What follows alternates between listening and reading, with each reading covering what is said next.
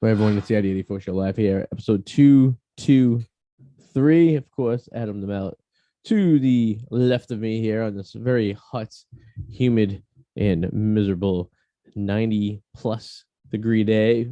Heat index over 100 here in the Boston area for the next couple days. So that's been good. I have to say, I am a lot cooler here. The studio lights are warming me a bit, but I do have the air conditioner pumping pretty nicely through the door, so that helps. My tan is so dark now that I'm kind of darker on the screen too. I notice. There's nothing different than my setup as usual, but I look much darker. You look like you've been roasting in the African tundra for hours, getting a nice tan. I wish. Yeah. We might have a guest tonight. A guest. Oh, we do.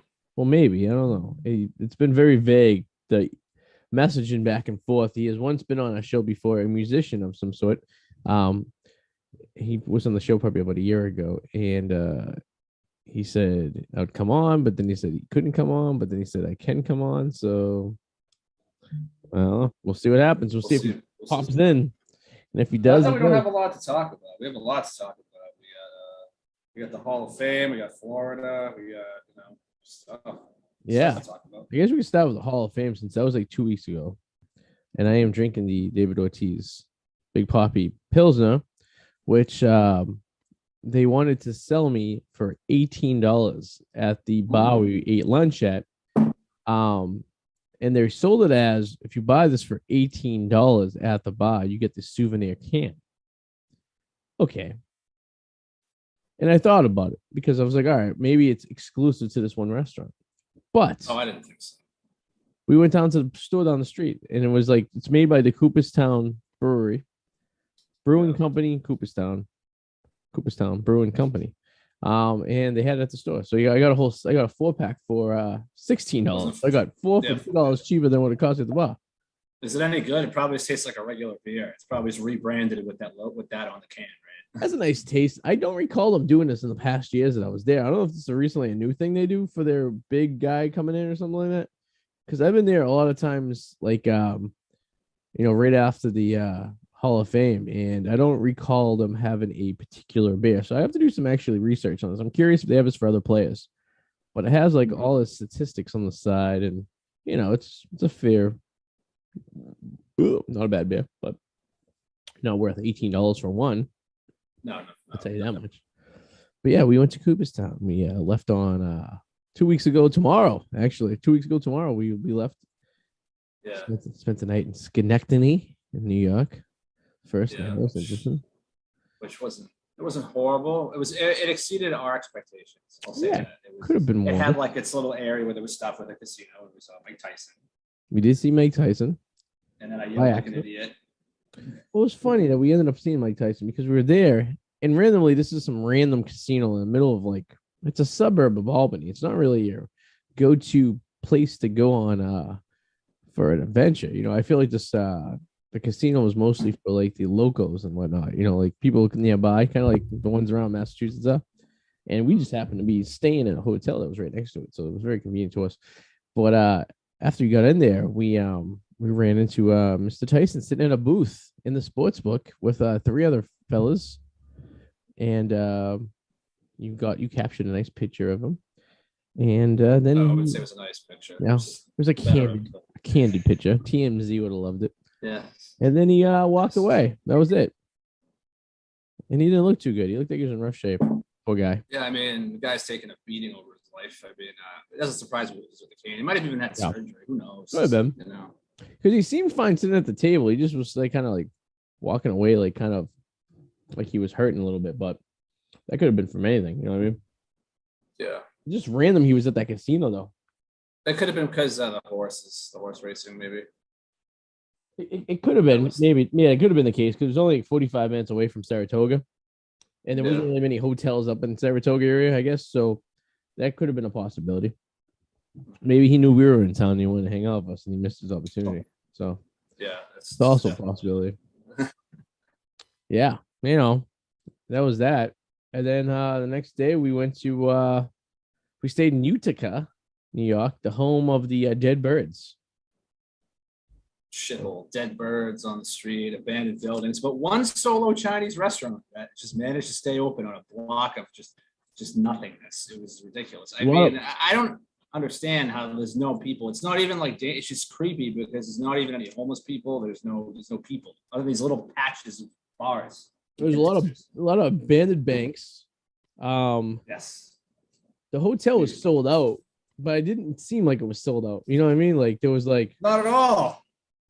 There was like no one around. Like even at the bar now, we ended up at the bar at the end of the night. It looks like our guest is going to join us. So a musician, Cesar Cardona, is going to be joining us in a few minutes here. We're going to have him come in a bit. Yeah, but even when we were at the bar, like there was like not a lot of people there. You would think there would be more people since the hotel was sold out and it was a big hotel. You would see more people just around. We were like one of like a handful of people at the bar, which was interesting. And even the city itself, we had that sketchy guy who was hanging out. Like to me, I'm so hammered. I kind of remember what he looked like. He was kind of like sitting. Yeah, you were all fucked up. I think part of the heat, and I think it was a combination because you didn't drink that much at that point. I think it was a combination of the heat and the alcohol fucking with you. You were saying things to me that I'm like, what the fuck are you talking about? Like, it's getting deep and stuff, you know? No, you were just like when I brought up the birds, you were like, that was yesterday. And I'm like, no, that was earlier. Like I thought that was... The day seemed so long. It seemed like there was 2 days wrapped up into one. Time moves different. Yeah. But the guy was just like hanging out in front of this bar. And he was just like, I guess he was the local weed dealer. Is that what they came down to the conclusion? I guess so. He had a horrible comb over and glasses and he kept jumping in and out of his car. Like, hey, showing people stuff. Hey, he reminded me of it was weird. Friend of the show, Eric's older brother. I thought a younger brother. I thought that was him. That was like, it could have been the same guy. Hanging out. He looked like conspiracy theorist Johnny Enoch. That too. Yeah. It was very interesting. He was just kind of like, I was just taken for words. But that was it. And then we went to the Hall of Fame. The next day was nice. It was nice, nice day. Hot day. A very hot day. Yeah, they got fried. That place is not meant to handle, like I was saying, it reminds me of Salem because it's like a smaller town that's just not meant to handle that size population. It gets kind of like, it gets mad. It gets crazy. It's almost like the Canton, Ohio, which coincidentally enough, the football game is tonight. Kickoff of the NFL season starts tonight after the Hall of Fame game in Canton, Ohio, against Raiders versus the Jaguars. But that's how Canton is as well. Basically, you go there and it's like it's a nothing town, and then all of a sudden there's a game and whoa, wrong way. Well, I should go up. All right, didn't want to do that. Didn't want to go that way either. Hold on. There we go. I think that's right. Chair has a mind of its own, but I'm kind of like stuck in like a hole. I feel like. All right. Anyways, and his speech was very, David Ortiz-esque. It was funny. It was thanked everybody except I thought his coaches except Bobby Valentine. Yeah, just kind of glossed over. Literally thanked everyone, and like you can tell how like nice of a guy he was because like a lot of the older players, like Trot Nixon was there. Like a lot of players from back in the day were there. So.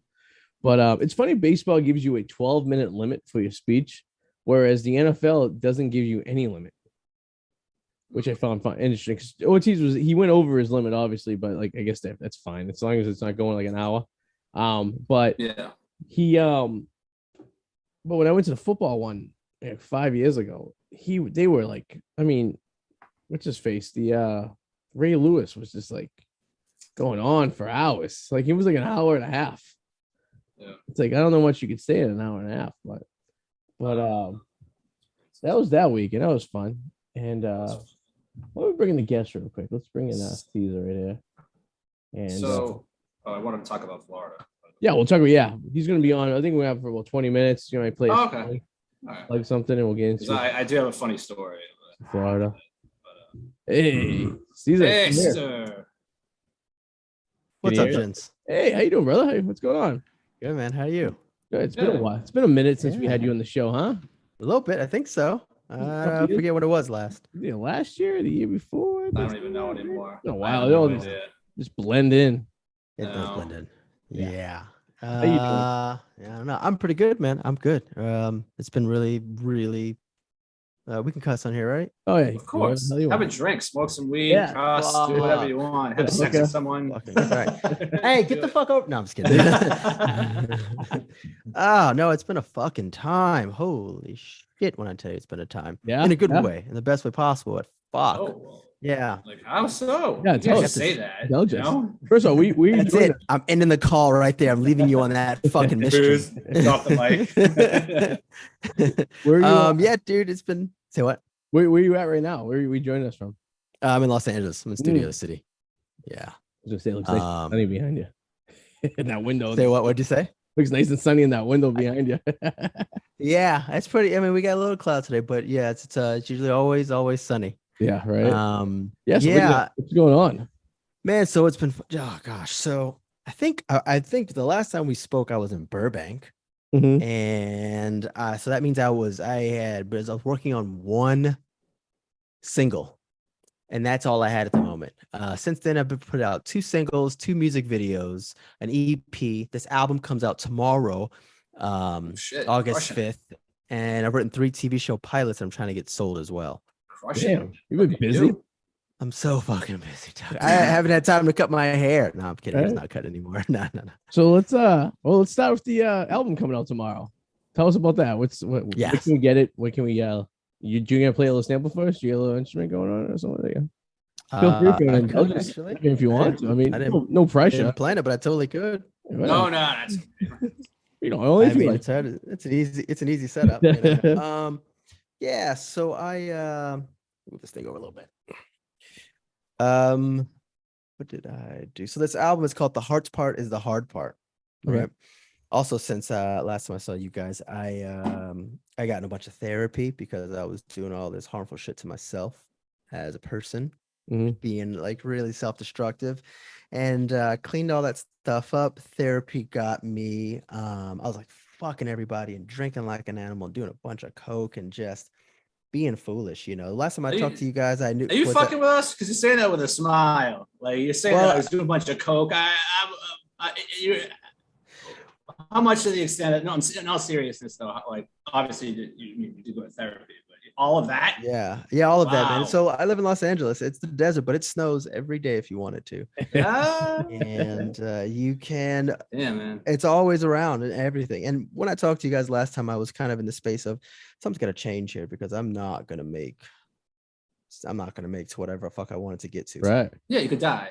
Absolutely. You get a bad realistically, you could die. Yeah. I mean, you could, the kind of shit that was going on around me that I was letting myself go into, and like, I mean, it's a lot. I don't know how dark you guys want to get. We can get fucking dark. Well, kudos to you though for realizing that and actually getting ahead of it and fixing that. You know? Yeah, thanks, dude. I appreciate that. No problem. It takes a lot. It's tough. It's really tough. It is definitely easier to distract yourself, and I chose not to. I chose to look at it, engage, and I'm still engaging in it every day. Yeah. It's a pain, but I can say that it's worth it. It's so worth it from my space. My thing, what I was doing was just blocking all emotions off. Just staying way up here, intellectually conceptualize everything, you know, keeping it numb. Yep. Yeah. And then of course, whenever things got too much, they started to come up a little bit. That's when I would drown it and, you know, dry it out and fuck it out and all that crazy shit. Fuck the pain away. Fuck the pain away. Yep. But you know, it's funny. She's on to something. They say like people who like, you know, they do coke and stuff because they need to stay awake. They need to keep working and stuff like this. But you seem like you got more accomplished not doing any of that, right? I mean, it seems like 3/3 of it, right? I've gotten so much more accomplished, actually. Yeah. So many times I think back, I'm like, holy shit, where have I gotten all this time from? I was like, oh, well, I can tell you where I got all this time from. I'm not waking up covered in street pussy and dried up Guinness vodka and you know, powder everywhere. There's an episode of Seinfeld where George stopped having sex. And he became a fucking genius because he didn't have sex. He didn't do anything anymore. He just didn't drink, didn't have sex, and he just like. And then that one day he like relapsed and he was back to stupid George again. He's dumb as fuck. Yeah. Jerry said a joke and he's like, Jerry, simple Jerry, and he like comes in amongst with all those like quantum mechanic books. Yes, exactly. He's like calculating like, you know, trajectories of rockets and stuff like this. And he's at Yankee Stadium showing Derek Jeter how to hit a home run. Yeah, that's right. Oh my god, he's like, you know how to play baseball? He's like, well, we won the World Series, and he goes in 5 games or whatever he said. And he's like, well, you don't want to put us in that Radisson in Cleveland. Yeah, so like, yeah. So oh yeah, dude. So that's pretty much at some capacity what happened. Mm-hmm. Say that again. No, it's good. Yeah, if you get a clearer mind, you can focus on stuff. You can bang things out. You can get stuff accomplished, which is good. It helped a bunch. But coming with that, maybe I had to realize how much of the emotions I had to deal with from the stuff from life and the trauma and all that other shit. So I named the album the heart part is the hard part, because that is the part that makes it most challenging, Right. But it's still got a funness to it. It's got this like Minus the Bear, Pele style, like kind of Cage the Elephant feeling in the beginning. It gets a little funky right after it. Then it kind of gets ethereal, spacey, then it gets rock and roll towards the end. So nice. I still managed to have all the fun with it while still trying to express how much emotion I had been suppressing. Nice. How many tracks on it? 10 tracks. Okay. Yeah. There you go. Yeah, I was I wanted to go more. I had about 15 songs or so, but I realized modern day that's got to be a lot quicker. Right. Yeah. So I just just keep it short, keep it brief. Isn't it all weird? The songs are.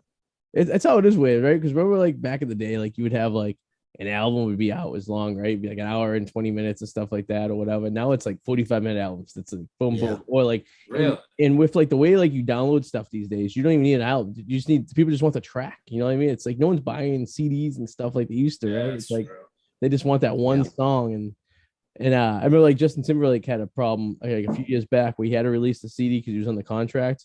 And he released like, I think there was like 9 tracks on the CD and they were all like 6 to 7 minutes long, just to fill the gap, because he really didn't want to do it, but he had to do it because it was like kind of like a fuck you to the record company. Like, if you're gonna make me do it, then really long fucking songs. It's like, I remember that. But that was a dope album, though. That's good. Yeah, it was actually good. It went over. It went over a little much. He also said he was like, Zeppelin can do 7-8 songs, 7-minute songs. I could do 7-minute songs, and I was whoa. But okay, I feel you, brother. Go ahead and do your thing, man. Wait, can we get the CD? We're launching tomorrow. iTunes was it? Or, yes. Yeah.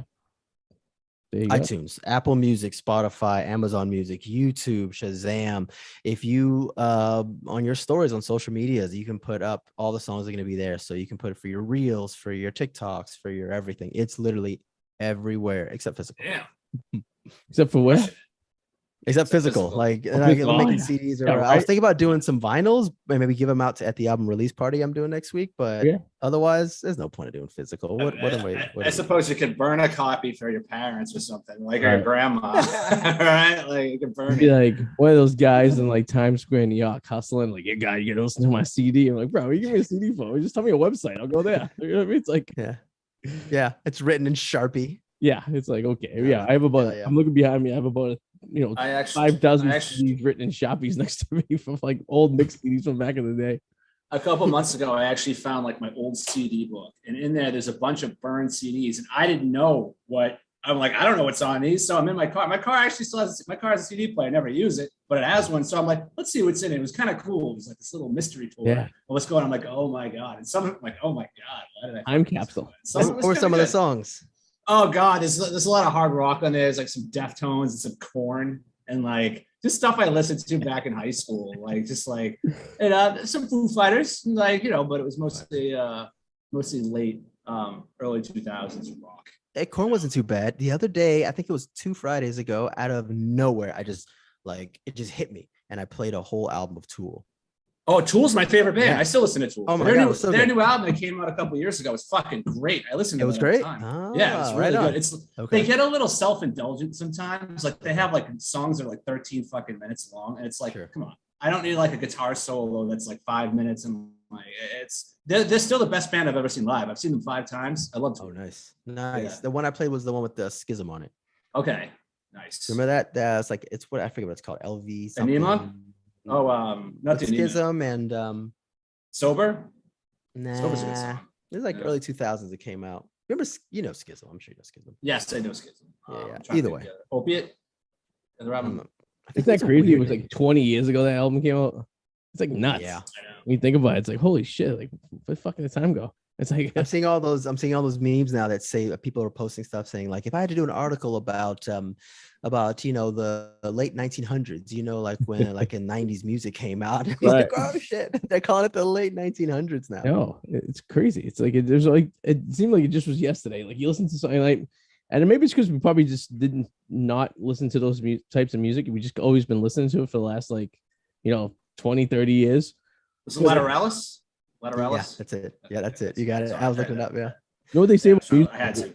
They say like the last like, you know, like older adults, they like kind of get zoomed into like one type of music, like people like our parents' age would be listening to like classic rock, and it's like they say like when you get older, you stop listening to new music, and you get zoned into the type of music you loved growing up, and that was it. Like you zoomed into, like for us, it would be like we'd be stuck in like 90s and early 2000s rock, and like our kids would be looking at us listening to like Foo Fighters, and who the fuck is this shit? Like, you know, it was like this is boring shit. They don't even cuss on these songs. Yeah. Like, wow, they release full albums. They don't have one track, and yeah, it, you know. Yeah.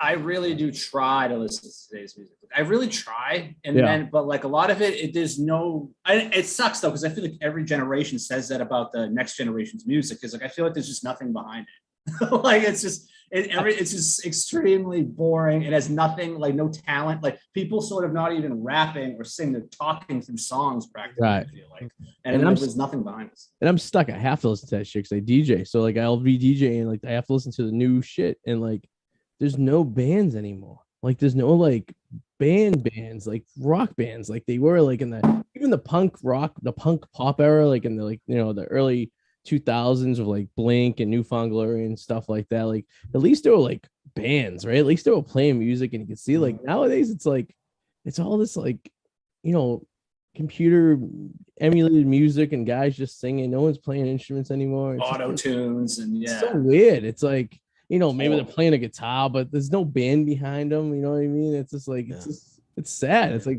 what do kids now like want to like? Do they want to be in bands no more? I guess that doesn't exist anymore. Kids don't want to be in bands because they don't exist. It's like, I don't know. It's wild. Yeah, you know, I think at some capacity Beethoven was like, what the fuck is happening to today's music, you know, in his time too. Yeah. Right. You know, and every down the line we've gotten less and less dynamic.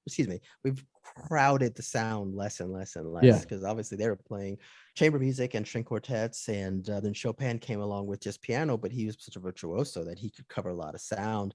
Rachmaninoff particularly, he had these huge hands. He could play piano, but it would fill the sound up. And then we got to classical guitar with Andrea Segovia. Segovia came in and he was going nuts, and Django Reinhardt. And then from there, the blues and jazz came in, and those are just as talented, but in comparison to where it came from before, they definitely took a shit. I'd say that's incorrect. It didn't take a shit. It just got less full in the space. And that's where we are now. And the question is, though, does it do one of those funnels where it's going to go somewhere else again? Who knows? I think part of the problem is too, there's no one's really innovating, because the sample pool of musicians just gets bigger throughout time. And then, you know, people mimic that. So it's like people more focused on trying to mimic that than create something new, because that might be what sells, or that's what people like. So it's like, there's more shit. There's more garbage, right? And there's more, and so everybody's mimicking garbage. Well, it's funny too that you made that example. Like I was talking to my cousin the other day. He was 19 years younger than me, and he's into making music and stuff like this. And I was like so excited. I'm like, oh, do you have like a keyboard hooked up to your computer, and do you have like a drum machine and stuff like this? And he's like, it's like I just do everything on the computer now. I go, so you're not actually playing the keys, and you're not hitting the drums, you're not recording tracks and stuff? He's like, no, I do that all like on the computer. Like they just layer it, like it's all electric. Like I don't need to hit a drum anymore. I don't have to hit a piano anymore. Woogie. And I was like, damn. I was like, imagine that. I used to be strumming guitars, and you're recording the drums, and you're mixing it in, and you're doing like analog with like an old mixer and stuff to try to get it right. And now it's just like, boom. You don't even have to. You could sit there. I could literally, what we're doing right now, we could probably write a song and not even pick up an instrument and just use 1,000%. 1,000%. And the same manner in which we can do this at such an easier, relaxed level is the same manner people write music. Right. You can order your groceries to your door. Like everything we do now is gonna be a lot quicker. So the art is gonna be a projection of the time. Yeah. So do you question it? Do you judge it? Do you go with it? Do you try to do your own thing? It's tough. It's kind of, the question is like, where do you find yourself? Right. I don't know. As a musician right now, I'm in a space where I'm trying to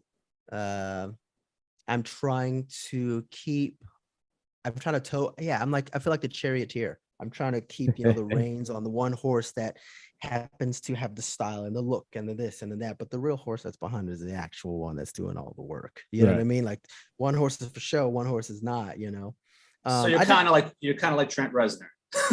You're kind of playing both sides of the coin here. You know what I dug the most? Actually, one of my friends is Chan Kinchler from Blues Traveler. Oh, okay. Yeah. And we go through music like crazy, obviously, because he played with the Dead and he played with every band you could think of. He's jam with or share the stage with or whatever. He was at Woodstock 99, blah, blah, blah, blah. And he told me about, I think, Bowie's album, the one that has Let's Dance on, I think it is. Mm-hmm. And he had Stevie Ray Vaughan play guitar on there, and the guy from Chic produce it, right? Okay. And he wanted to do this album that was like kind of the shit that the three of us kind of want to listen to, right? The depths and the dynamic and so on and so forth. And the record labels were like, no, we need a pop song. And he kept pushing back. And finally he was like, you know what? Fuck you guys. He's like, I'll say yes. Give me the guy from Chic, give me SRV, give me in studio. And then he just shot out a single. Here, take that. Shut the fuck up. Now I'm gonna do what I want to do with my album, right? There you go. Like, if I'm not comparing myself to Bowie, obviously, but in my own person, who I am as a person, if I can have both of those quivers, both those arrows in my quiver, then I would be a happy man. Do you know what I mean? That happens to a lot of artists though. Like they'll go into the studio and they record tracks and stuff, and like the producers would be like, "Yeah, there's nothing I could sell here." But it doesn't necessarily mean it's bad. I mean, it does not. It's for a particular person who likes that type of music, but they're looking at it as the macro scale of like, all right, we need to hit that Kiss channel song that's going to be poppy and catchy and stuff, and that might attract like, you know, people who listen to that type stuff, but it's weird because like you'll hear that and then you go and like listen to the rest of the album and it's like nothing of the stuff's like that because they needed that one or two tracks to sell to get onto mainstream radio. And maybe that's your thing, maybe it's not your thing, but like you said, if you're into like what it is originally without that sugar coating on it, then like people will enjoy it. So you're gonna get a crowd. It's just they're just looking at dollar signs and how it's gonna it's all that's what happens. It's all marketing. When the people running the art company are capitalists and lawyers, you're not going to get art as the main drive for it, and it's just a fact. I'm not really one to go into blame and hot and yes and no and good or bad. It's just the cause and effect, in my opinion. And I personally would like to be able to toe that line as best I can. I hope I did it with this album. The hard part is the hard part that comes out August 5th. There you go. I hope that next album will be even better, you know, where I can kind of smuggle, you know, here we go. We're going to get philosophical here. You know, Shakespeare smuggled who he was into the common language of the time. Right. Mm-hmm. And that's kind of what I would like to search for as well, if I could. And I'm sure it happens a million ways, you know. Let me think of somebody in particular who's that way now. Harry Styles is definitely like that for sure. Mm-hmm. Harry Styles, it's very poppy, but you can hear what he's trying to get in and smuggle in there. Yeah. There's a band called Fontaines DC. Do you guys know them? Yeah. Oh man, Irish band. They're so cool. They have such a cool sound, and they're full band, like you were talking about. Yep. And he doesn't lose any of his accent. You hear his accent while he's singing. Weird, yes, which you usually lose when you're singing. Like a lot of the British and the Irish guys, the accent goes away for some reason. I don't know how that's a magic or something. Goes away. I don't know. All of a sudden they just learn how to talk American. Or if you're Green Day, you add a British accent. British accent. Or if you're 311, you add a Jamaican accent. A bunch of guys from Ohio. I don't know what the hell that was. I gotta tell you, the whole Green Day thing fucked me up when I was younger because like I thought that Green Day was from England until I was we all did. Until I was like in fucking like 8th or 9th grade, and then I started doing research. I'm like, oh, the fuck, I'm from California. I'm like, why does he talk so fucking weird? It doesn't make no sense. Totally. It's such a funny thing these days, but you know, with social media and with the opening of all sorts of information in industry, I'm doing this completely on my own dollar. Mm-hmm. Everything I've done here has been out of my own pocket. It's gone. There's nobody telling me what I can or can't do. Which is great. It's a lot of work. I've had at least 3 breakdowns for sure in the last like month. For sure. I'm glad I'm a Buddhist. So it's funny because when you say you're doing it on yourself, Louis C.K., the comedian, did that by himself, right? So every time he releases a special, he does it on his own website, on his own. He does it, records it, does it. He doesn't go through any production companies anymore. And a lot of it was because he was blackballed a bit, but the other was he wanted to do his own thing and really just sell to his own audience and, you know, have a quality product that he thinks that his audience will like. Which sounds like something like obviously you're doing because you're doing it yourself and you no one's telling you what you to do and what not to do. So they're either going to like it or they're not going to like it, right? And the people who like it will just love it, right?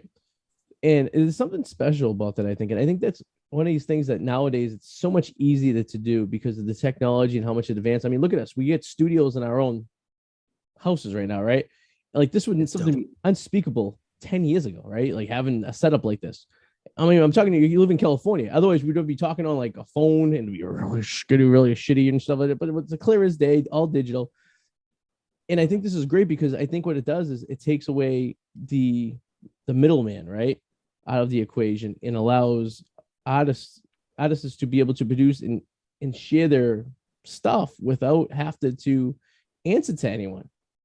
And it gives you more pure, I guess, a pure finish to it, I guess. You know, it's like what it's authentic. It's like what you want to do, and you're not listening to anyone. You're not changing it. You're not putting shit out there that you really don't feel passionate about. You're just kind of doing it, and it's being honest, which I think is great. Yeah. But I don't know. I think times are changing. I think the whole idea of the old record company and then stealing 80% of your sales and giving you a bunch of money up front that you have to like, you know, pay into the devil for years afterwards. I think those days are slowly going away a bit. You know what I mean? It's agreed. And if I can say, because at some point, whatever recording of this interview we're gonna have, I'm gonna use it for my social media. Yeah, absolutely. Fuck the record labels. There you go. Fuck them. Okay, yeah, it's true. But don't want you. Don't need you. I'm doing shit on my own. Let's be honest here. It's easy to say that, but let's say a record label comes along and says, okay, we want to offer you hundreds of thousands, possibly just short of millions of dollars for this. I'm sorry, you're going to take it because, well, this is what you do it for. Maybe you need the money. There's a lot of people who probably fall into that. Maybe it's a trap, maybe it's not. But at the same time, the money talks, and you know, it's selling out isn't necessarily a bad thing. It depends on. I mean, yes, you could say, oh, I'm all about the music. It's everything. We all have a price. Hell, I'd get up on stage and sing Yankee Doodle Dandy all day long for the right price in front of a crowd of 30,000 people, whatever. Right? Like we all have a price, though. You know, very true. It's a good point. It's a good. I can't say. I would like to say that I will consistently stick with my guns, right. But you know what? At some number, that I'm sure they'll tell me something. I'll be like, let me consider this. Let me consider this. Yeah. I still would be like, fuck you. Give me a check. Give me that shit. Fuck you, but okay. Fuck you, but what time you need me on that set? Because I'll be there. But fuck you. You know? Fuck you. But I would do the best that I can. That's for sure. And I can also say that at this juncture right now, when I think about the next album and the next pilot that I want to write and the next singles that I want to do again, there's no concept of me thinking like, well, now that I got this album, can I deliver it to them? I only think of it from the perspective I'm going to do this by myself. I do have a question about your album. Now, when you with this album, because it seems to me you poured a lot of heart into this, especially since you've come back from addiction. Oh, Adam, you mean the hot pot's the hot pot coming out tomorrow? Yeah, that all this, everything that you've been battling, right? So it's obviously there's a lot of heart in this album. Do you purposely maybe like hold some of that back for your second album, or are you just like, I'm gonna throw everything I have and just feel like, maybe I love this one, but I do want to have another album, and this is a really good song. I'm gonna put that on the next one. Yeah, do you think like that at all? That's a fantastic question. The answer is no. No, okay. You don't. I mean, that comes up for sure, but the moment you say that is the moment you're going to do yourself some injustice. Yeah. I won't. I am going to give every bit of whatever I can right here and there. If there is, you have to do it that way. If you hold back on that, you are doing people who are potentially giving you their time and money an injustice. Especially since that as of tomorrow, this album is not mine anymore. It's every person listening to it. That's theirs to do whatever the hell they want with it. I mean, I can't I would be a complete asshole if I held something like that back. Now, I can say there are some things that I said I need to revisit this on the next album instead, because I couldn't actually get there with it. I need more understanding of what's going on here. This doesn't feel true enough to me right now, or so on and so forth. There's that, and I don't know if that's kind of answering the question you're asking, but when it comes from holding back something that I know that now we're doing it. I'm going right. We're gonna. I could die tomorrow. I could die tomorrow, dude. This album could come out tomorrow, and I could die tomorrow. This thing would blow up way bigger, probably way bigger than it would if I stayed alive. Oh.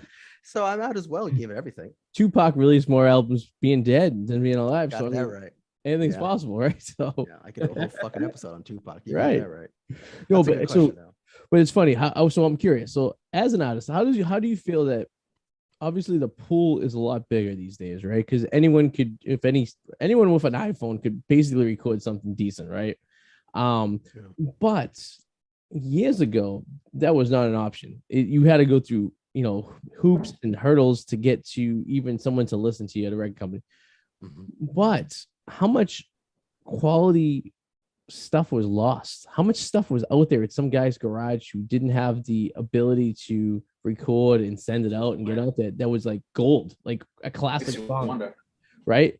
And like, so you as an artist must feel like this is a great opportunity because this is something that like 30 years ago, or even 10 years ago, really, 15 years ago, you couldn't even have this opportunity, right? It's like, no. It's gonna be amazing to be able to just be like, fuck it, I'm just gonna put it out there, and if someone likes it, they like it. If they don't gotta listen to it. It is what it is, you know what I mean?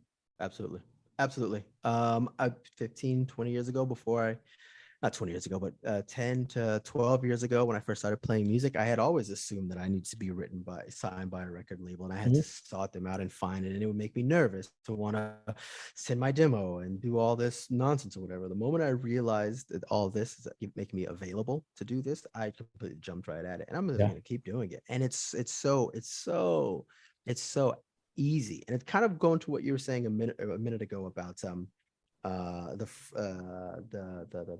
freedom that everybody has to put out music. You're also gonna get the shit. That's why some of this music does suck. Or excuse me, I shouldn't use it that way. That's such an improper way of saying it, because somebody it appeals to. It's true. That's why you're gonna get some music that you're opening up the dynamics of what type of music you're gonna get.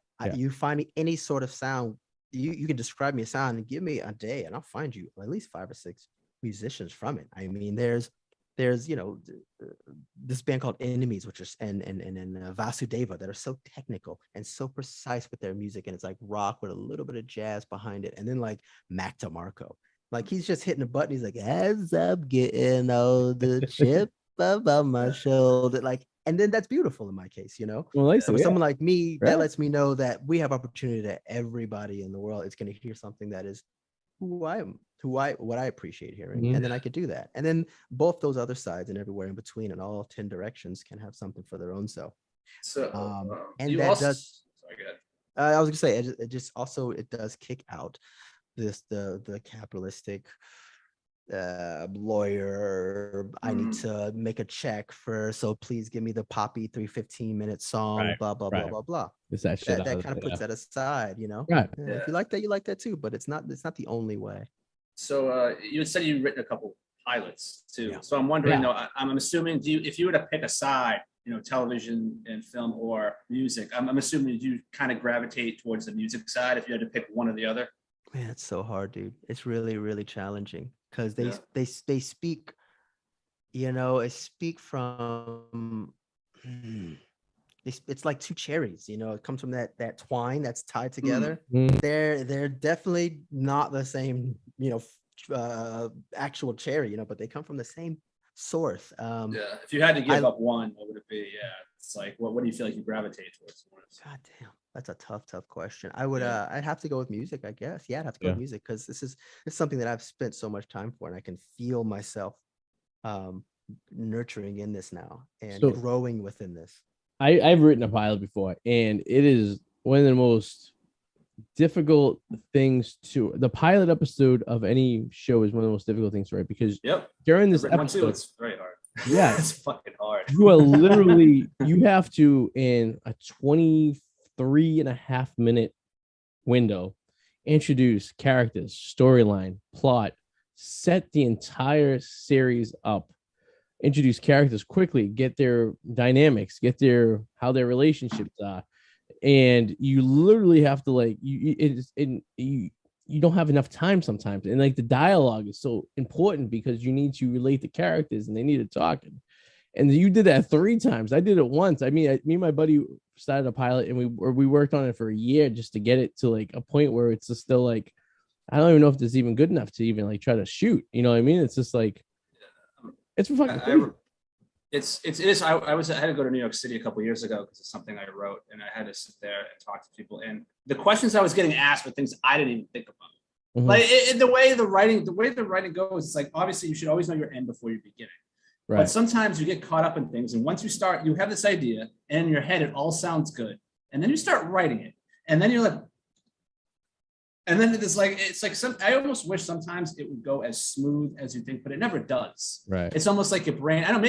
I think maybe for everybody it's a little different though. But I do find my brain kind of trailing off. Like, okay, this is what I want to happen, and then I start going there, and I'm like, wait a second, maybe this should happen. And then you start rereading your words. And you did it times 3. This is how people talk. Yeah, right? Yeah. Yeah, it's a motherfucker, that's for sure. You know, I made a show Bible for each one of them first, right? So that kind of put me in the ground to make sure I had to stick with that. And a show Bible is making the universe, making the characters, giving some notes to kind of give some references that kind of get me connected to who these characters are. Okay. And then I made a box of the things that tie me into it. So anytime I felt kind of away from what my purpose was, I would go read the box of the quotes and the things that nice. That's a great idea. Stay focused. The universe, writing the universe became my favorite part by the second time I wrote it, and by the second pilot. And the second pilot out of the 3 is still my favorite. Did that hurt you creative wise? Like kept you in like a hallway where you couldn't go one way or another because you had to stay into the box? The exact opposite. Freed me up completely. Really? Freed me up. Okay. Freed me up. It was. It's what that's. Nature always works that way in so many ways. Yeah. You know, this planet itself is the Goldilocks zone. It's not too hot, not too cold. I could talk planets all day. Right. Don't get me going. Yeah. So the fact that we are of this earth, that means we abide by these same rules because we come from this not too hot, not too cold place. And when that fixed everything kind is of just right barometer there, and you can play in that, dude, you can do whatever the hell you want. And Did you know if even Neptune's alignment, the planet Neptune was off by 0.001 degrees more, it would knock the whole solar system out of balance. I did not know Did that. you know? You know what's even more bizarre is how you take like an eclipse, think of what it takes for our moon to eclipse the sun perfectly. It has to be the perfect distance. Oh my gosh. Millions of miles to fit perfectly. It's not just over, it's not just under. It eclipses our sun perfectly. What is the odds of being that distance to that? Millions and billions of miles away and able to fit it perfectly. That's why every inch of that. It's completely wild. I love those sort of conversations. Those amazing, and the fact that we exist at a time where we can recognize that. It's the crazy fact that we're beings here that we know that yeah conversation, and we can have a conversation about it, and we can expect it on top of it. We can record when the next time it'll happen. That's such a dynamic thing for that, and so many avenues. It's true. But yeah, so when it comes to writing those, man, I put those show Bibles out, and then I that was on laptop, so it felt again very fixed. And then I took a notepad and I would just write out the beats by hand because I had to just make it sloppy as I could be. And then I would just try to line those plots up as much as I could. Damn. That was, I mean, yeah. So what's the category of these? Are they all the same category? Are they dramas, comedies? Are they like rom-commy type stuff, or how does it? What would you call them? Yeah, they're all dramas. They're all dark humor for sure. The first one that I wrote was about this kid who grew up in a gang in the streets, and he had a psychedelic epiphany, a spiritual existential epiphany. And now the rest of the shows have him trying to get out of this lifestyle when he recognized the ultimate answer of this universe and this existence, while still piss whipping and being, gang fights and shit like that, trying to get out of it. And the second one is about it's about two encampments, homeless encampments, going to war with each other over turf, while the American society, the insiders, all of us, watch them on the news and TV and so on and so forth, while the media shows this as their animals and whatnot. But who put them there to begin with? It's like a Truman Show almost, but like in the real world. In a sense, yeah. That sort of like part that everyone's watching is not going to be mentioned whatsoever, sort of not. It's also taking Game of Thrones and meshing it with like The Wire and the Truman Show kind of was weird. We got these regions that are going to war in Los Angeles with each other that are fucking homeless, which by the way they're no different from any of us. They are completely the same people. They want the same things that we want. There's no different whatsoever in those people. The only difference is at night we go inside, they don't. That is the only difference. I mean, they shower, we shower. Yeah, I was gonna say we probably smell a little better. That's it. A little less, a little more hydrated. They look out for each other. Right. They care. They're artists. They Community. express each other. They have hierarchies in their encampments. Some of them will charge rent to the others. Like they do the same shit that we do. There's no different. So homeless people charging other homeless people rent. What is it? what do you give them? Like, you know, money. They're homeless. What? They have money. Like he's a 40. They don't have enough money to to rent an apartment, but they got money. True. A lot of them got cell phones now, and I have speak candidly. I'm also a boxing trainer in the day, so I train at the parks out here in Los Angeles, and I meet a ton of them. I talk to a bunch of them. I've even gone about helping some, meeting them at lunch, buying them clothes, making them set up a resume. A few of them they've gotten jobs now. One of them works for Amazon. Like, I've helped, and I can see who these people are, and they really want to do something. Some people don't, but just like some people in every category of every scenario you can find are either indifferent, evil, or caring. And whatever juncture you're going to find in anything. And my objective in writing this is to make people recognize that. Since you can't look at them at your red light while they're looking at you through the window because you feel unsafe, you can sit and watch it from your home. That's actually a pretty cool premise, actually. That's something I would actually to get into. Like, because that's actually an interesting perspective. Because, like you said, you don't look at, most people don't know it from the inside perspective looking out. Everyone knows it from the outside looking in, and they really know how it works. And that's actually pretty cool. I like that one. I'm catching on that one. I hope that one gets picked up by NBC or something. That one I really dig. It's gonna have to be HBO because it's fucking dark. Oh, even better. It's really dark. Oh my god. Oh, on HBO. The news. Yeah. Then you can do whatever you want. You can have them banging. You can have them swearing. You can have them killing each other. It's like, if whoever reads that pilot recognizes it has to not be on. Right. It has to be on one of those premium channels. Well, they're gonna be laying off a shit ton of people soon. I was just reading about. Warner Brothers, HBO. HBO. Yeah. They're in a lot of trouble. I was just look it up later. Something to do with Warner Brothers, because Warner Brothers Discovery. I don't know, something's going on there. Something bad. I was like, that sucks. Ooh. Oh man, I didn't know about this. Wow. Yeah. So what's the third one? The third one is about 4 people who die and they go to hell. Okay. Now, they go to individually, they're going to hell, and the hell is a personification of whatever their own fears are. So it's not like they go to this one place and it's just all fire. If this person is an egomaniac and he wants power and he thrives and this whatever the fuck, then first place he wakes up is in the desert. This emptiness where he's got nothing. Okay. And of course, whatever he does run into is completely out to get him because he lost all his power. Do you know what I mean? Yeah. And then the next one has her own way, and then the following has their own. And by the end of it, they all get together and they realize, oh, we're in hell together, aren't we? Yeah. It's an example and a symbolism of the actual hell that's going on is what you allow to happen within here. It's not a particular place. My hell I would wake up and my son's playing baseball for the New York Yankees. And I am forced to root for the Yankees as a Red Sox fan and have to see my son's my last name on my son's jersey at Yankee Stadium playing against the Red Sox in the American League Championship. That would be my personal hell right there. So I can relate. My personal hell. I'm driving on the road and there's nobody, just me driving and people on bicycles everywhere. And I can't get past them, and I can't fucking get past them or hit them. That is my hell. Mario Kart. Yeah. That's an interesting. So I'm gonna make those notes down. So there you go. You should. A father's sitting there in hell watching his son pitch the World Series as a Yankee player, as his last name's on the back of the jersey of a team he hated since he was a kid. and schooling the Red Sox like 21-0 or something. That would be a really tough situation for me. That'd probably be the toughest situation of my life, to be honest. That's the next one. Yeah. So anyway, that's where I go with that one. I dig that too. It's a lot of symbolism. It's even darker. It's like disgustingly dark. It's like bad dark. I finished it and I had to go out to the grocery store and say hi to people and talk to them to make sure that I wasn't a fucking animal. Oh my god. You didn't get in that zone where you just kind of you go into the dark side and it's like everything's released for society. I went and opened doors for old ladies just to make sure I was still human. Jesus Christ, man. Good for you. Fuck, dude. Thanks. Dude. That's actually, I was going to say, it's a lot of work to do. It's got to be 1.5 years since we talked. So that's a lot of accomplished over that period of time. Thanks. Thank you. So yeah, this album comes out tomorrow and then the album release party is next week. And after that, I'm submitting these pilots to more competitions and try to get these things picked up. What's the process of the pilot now? You have it written, you have the script written, right? And did you film a little segment and kind of tease it a little bit, or do you just go door to door to these production companies and see if someone wants to pick it up? Like, how's that work?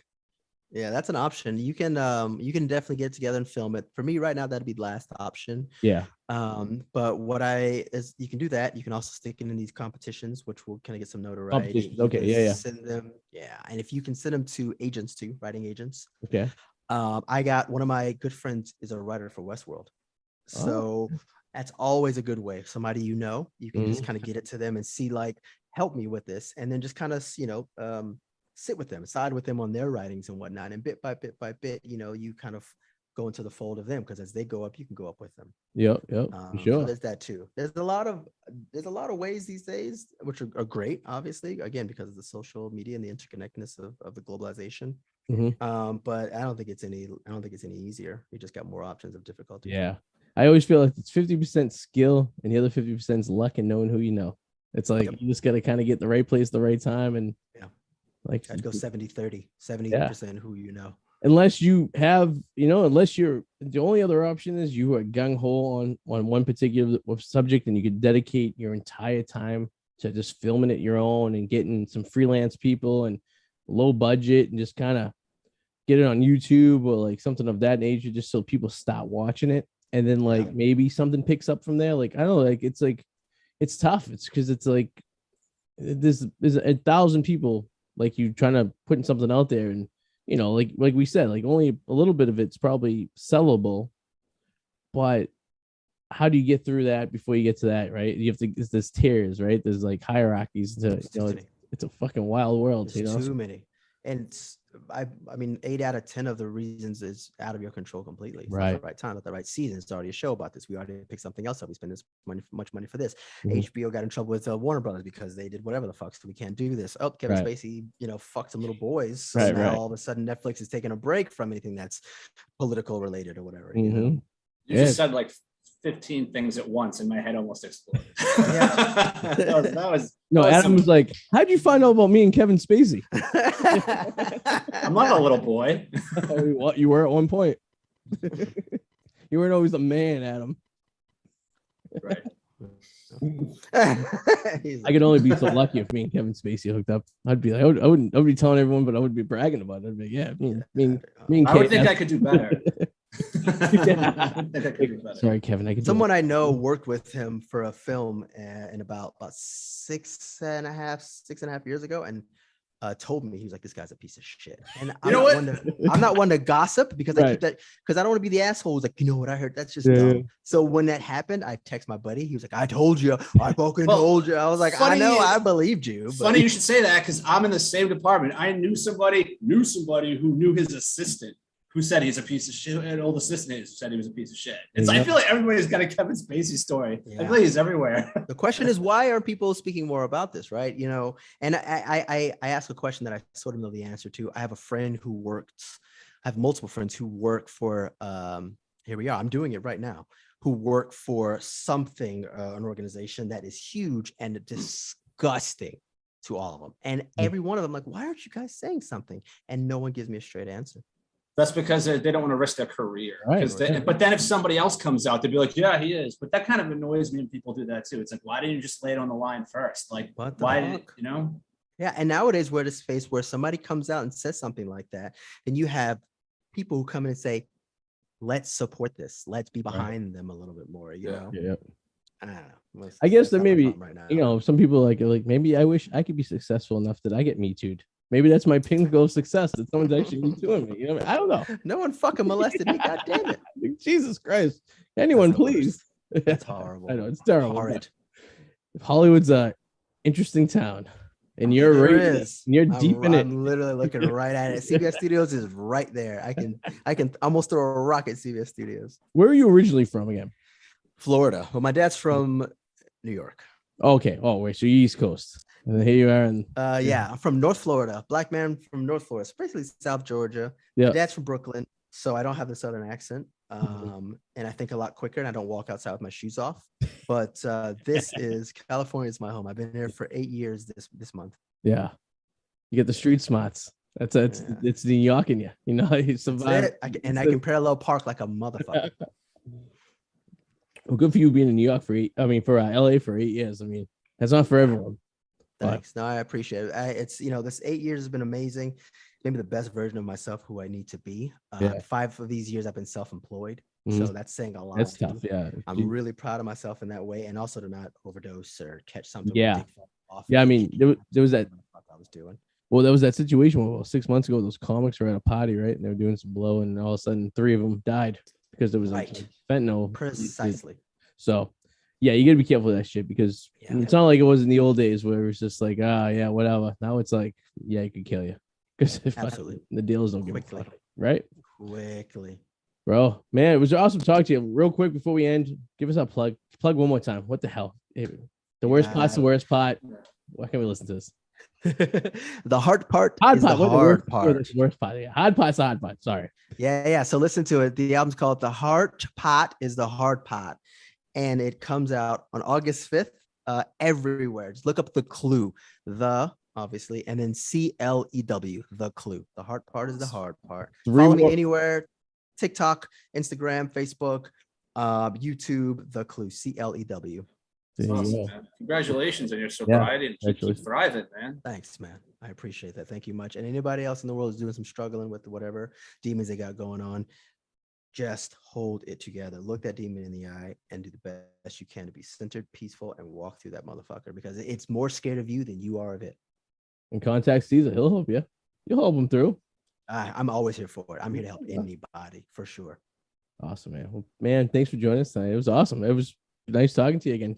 Stay in touch. Come back. Thanks for having me, gents. I hit you guys up again. Thank you, man. Yeah, we'll talk to you soon, brother. Good luck, man. Yeah. See ya. All right. Cesar Cardona, man. That was fun. I remember him now. It took me a while to remember who he was. His voice, I could remember his voice. He has a very soothing voice. That's what I remembered. It was probably like a year and a half ago, right? It was probably like, I think so. Yeah, that's cool. Feel all fucking going on, huh? I know. Yeah, we'll talk tomorrow. Makes me feel like I gotta do some shit. I guess. We'll talk.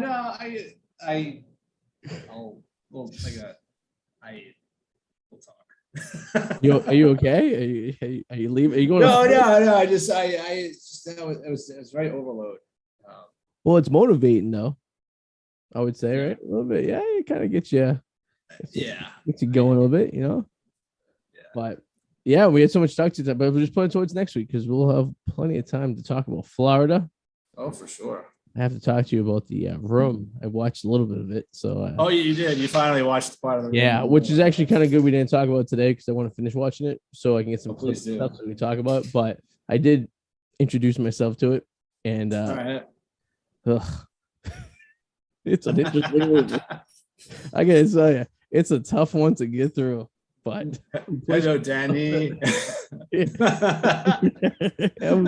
I was not watching. I was like, and the only place I can watch it is in my office because it's the only place in the house that have ability to put a DVD into a player. So I'm sitting here as I was doing some work this weekend, some drafting, and I had it on one of the other screens. So I'm kind of like watching it as I'm doing it, and I was like, Like, is this guy for real? This is acting for real. This is tough. This is a tough one. Yeah.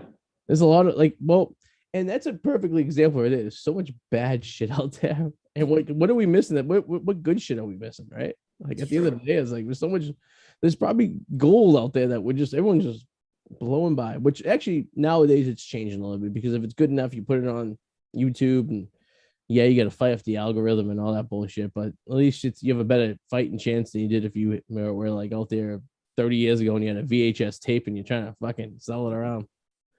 Like the time me and Joey wrote that song to the music group Dream and we filmed a music video in my bedroom and we sent it to the MTV office.